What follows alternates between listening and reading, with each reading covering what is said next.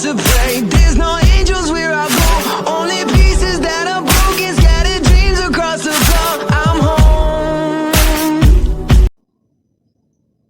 Alrighty, hello everybody, this is Kiro Show here. Now, whenever we last left off, Umbrax has taken his revenge against Sinestro, along with Midoriya taking a bit of his own, murdering Jessica Cruz and destroying her ring. Along with that, there is a bit of a problem.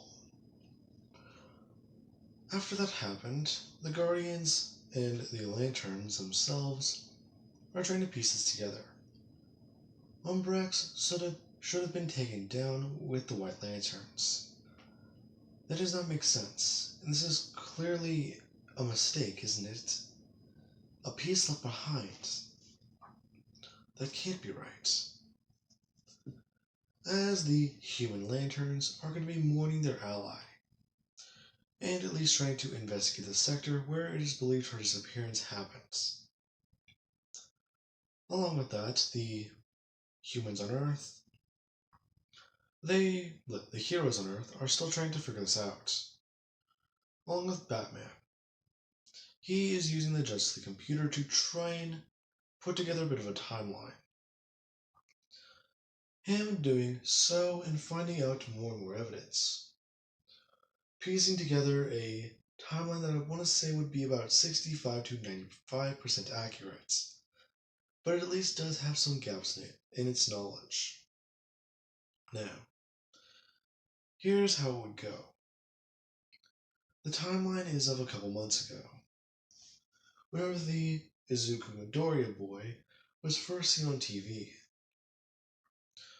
That weird cut on his face appearing, along with the fact that a vigilante was seen spotted down by the docks the other night, reportedly having something similar happen. Him and one of his allies, apparently, attacked a place as he would just explain more and more things. The attack Midoriya did on basically everywhere, whenever he first started out, him getting better and better and better. The outfit changes and everything. Especially the change of fighting style. Clearly the boy was trained. The only person who I could see doing this kind of training with this young man isn't a good one. Along with the fact that whenever the boy was found again, people said that he was acting differently. He acted a bit more serious, along with his bandages from what he has heard. Now, the scars on his wrist would be consistent with a long weapon, along with the evidence they have. Along with that, the incident with Jiro does at least explain some more. The boy has been through a great ordeal. Along with that, looking into his past, the boy is quirkless. Batman at least somewhat unable to understand. His quirk is good. So, well, yeah. I guess you could say that he at least somewhat knows what he's going through. People look down on you for your odd quirk, but looking down on you because you don't have one, he can't even imagine it. Now, this at least does piece together some things, along with the incident at the warehouse, where they found this young girl. Midoriya may have been encountered by a ring. The same night he went missing was the same night it happened. With all this trouble, this boy may have been plotting to do something. He may have been plotting to take the law into his own hands before he was found by the ring. Him actually heading back down to Earth, walking into UA and basically bursting into Class 1A. Them in the middle of, towards the end of the day. Him looking around as everyone begins to shout that it's basically Batman, and freaking out a little bit. As he would walk over, grab Bakugo, and immediately just drag him out, telling Aizawa that he needs to talk to this young man. everyone a bit surprised, Bakugo included. Batman basically dragging him outside and throwing him into the dirt. Bakugo getting up angry and asking exactly what the hell was that for. Well, I do have some questions, young man. Wait, you speak Japanese? Of course I do. I'm a master in a lot of languages. Now, listen to me. The young boy is Zuko Midoriya. Deku? What about him? Well, I have a couple questions I need you to answer, along with some evidence I found from your schools. What are you talking about? Well, I went by your school, and the teachers were lying to me. So after getting the truth out of them, and them at least properly turned in, I can tell you one thing. You are a little shit. Baku just yelling back at Batman. What does he mean by that? You look down on someone because they didn't have a quirk. What does that mean? It means that I am better. No, it doesn't. It means that you're just like Endeavor. You seek to better yourself, become a hero. But that boy without a quirk, you bullied him. And from some more looking into it, tortured him. Made every day of his life a living hell. So, that doesn't sound like a hero's job.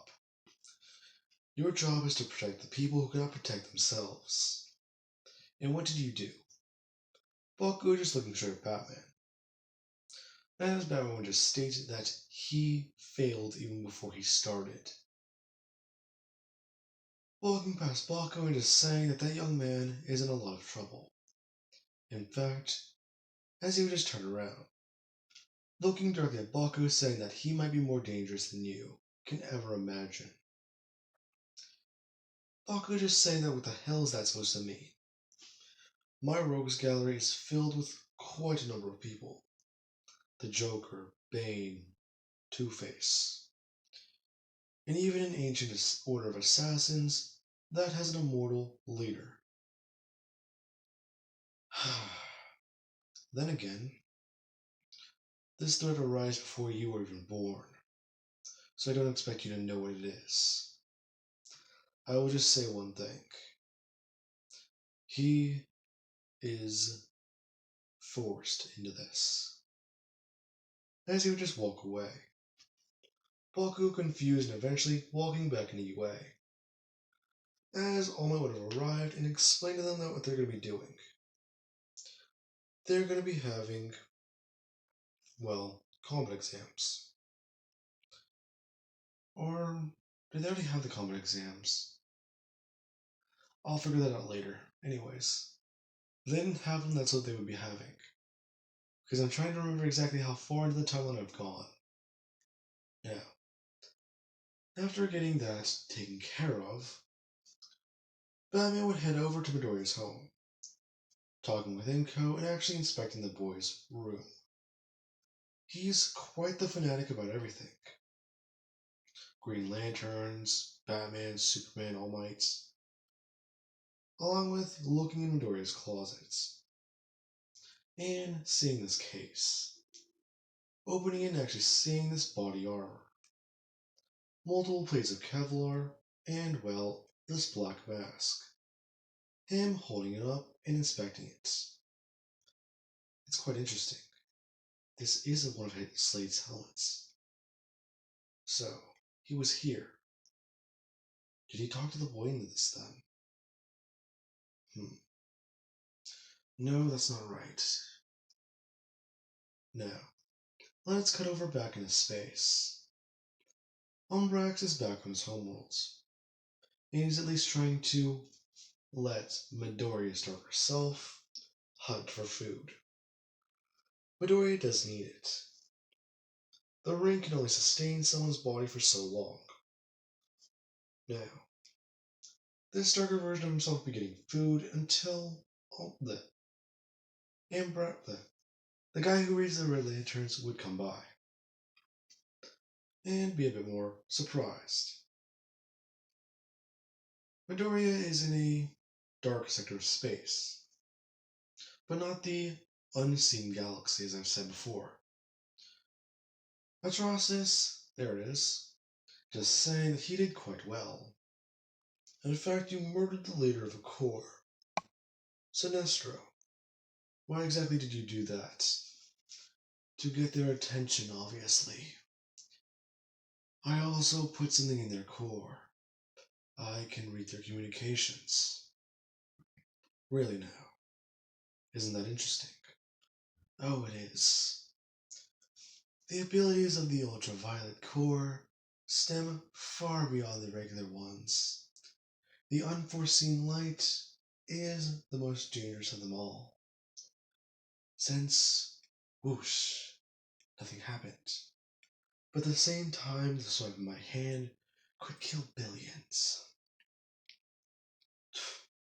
You do seem very cocky. So, what do you and, well, what does this human and the other one mean to you? What do you mean? Well, you clearly stuck yourself to this human for a purpose. Then you gave her one of my rings. So why was that? Oh no, she did that on her own. I merely tapped in this boy's emotions. And, well, help him with his dream. Midoriya in his head, trying to fight back, trying to manage or muster up his willpower. This being hard to do. He is desperate and just keeps trying over and over to fight back for dominance. Although he is able to keep Umbrax at bay, so he can't seep in anymore. He has control of his body. The mind is his region. Now, with that being said, let us cut to, let's see, 2 to 3 weeks later. The Green Lanterns are sending out multiple task forces to try and find this young boy. If they can find him and contain him, they can try and get that ring off of him. Sadly, their most common idea of getting it off of him does involve some form of amputation of the either finger or the limb connected to the ring.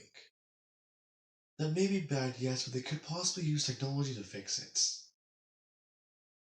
Yeah, it's still not that 100%. Another idea is that the boy may not be innocent, and that if he is in on it, that they will need to take him down with Ambrax.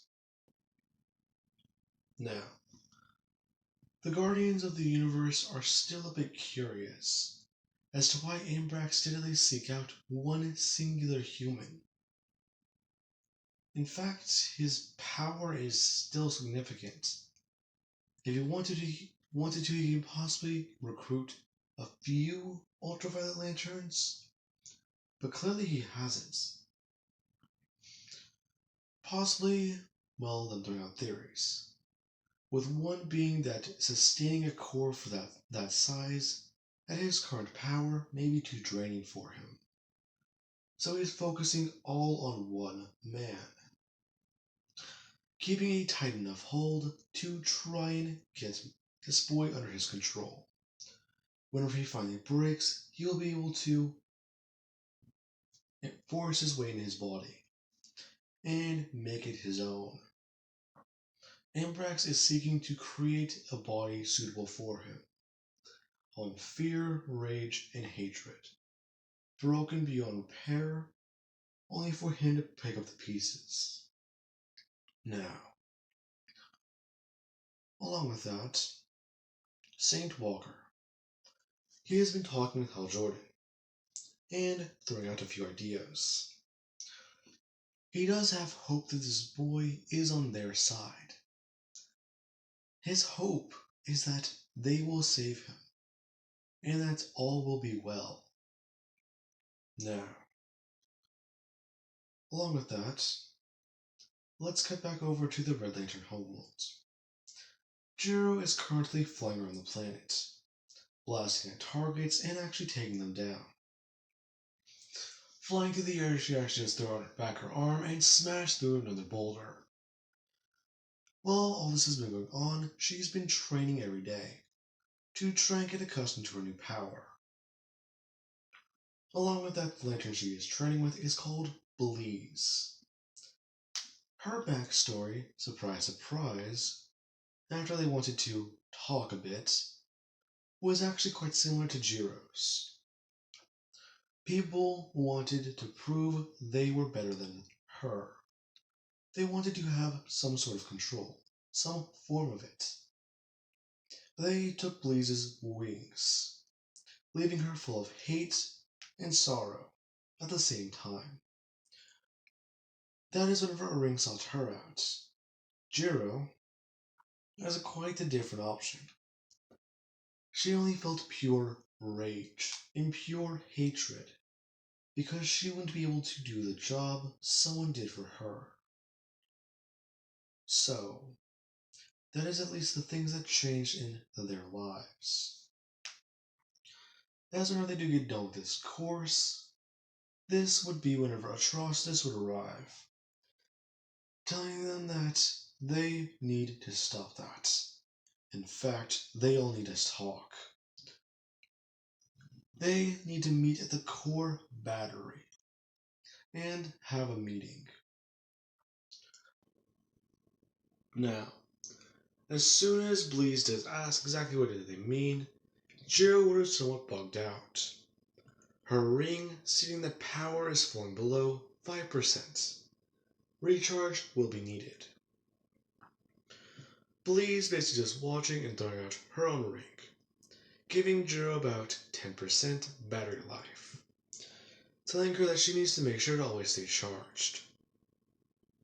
Jiro just saying that she will try that, but she kinda hasn't had to recharge the ring in a while. How do you even... Do you not know the oath? The oath? You really are a greenie, aren't you? A what? Don't worry about it. Now, after getting back to the core battery, they would just state the Red Lantern Oath, all of them throwing up their rings and chanting it. Jiro confused and doing the same, throwing up her ring but not saying the words. With blood and rage of crimson red, we fill men's hearts, souls with darkest dread, and twist your minds to pain and hate. We'll burn you all, that is your fate. As soon as they do state that, this is whenever the light would just shoot out, up into the air and into each lantern ring, along with Jiro being told that her ring is now at max capacity. Power at 100%. Looking down and actually feeling this. And Nurse just bring up her hand and close it to stare at her ring. It does begin to somewhat smoke a little. Ah, well, I see your first full charge is doing well. Oh yeah, it is.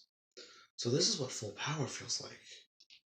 Yup, and your rage will maintain it. Although, don't let the ring fall off. If you do, your heart stops. Or, well, it returns, I think. Not sure. Haven't taken off the ring before. Atrocitus has, but he doesn't like to say what happened to him.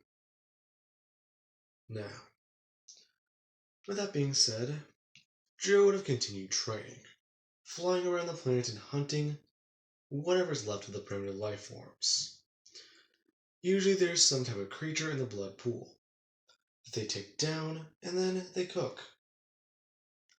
It at least being a bit weird. Her life back on Earth was never this crazy.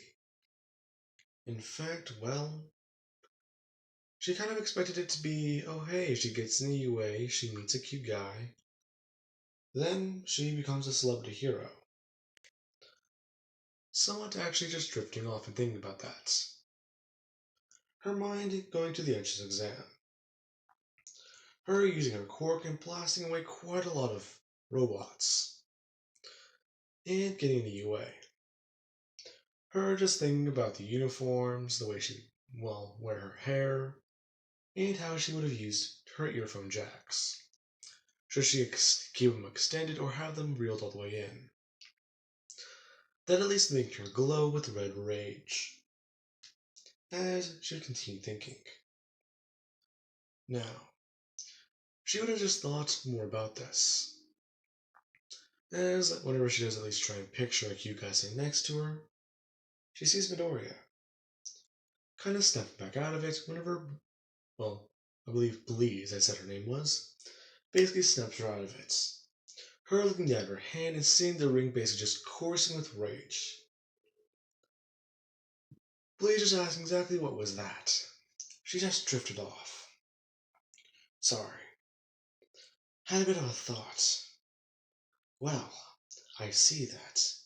Mind sharing with the whole class. The ring and the, well, energy around it is getting a lot bigger. Oh, I see. It's something personal, isn't it? Yes. Now just leave me alone. Her flying up into the air and blasting off on the other side of the planet to let out some of her pent-up frustrations.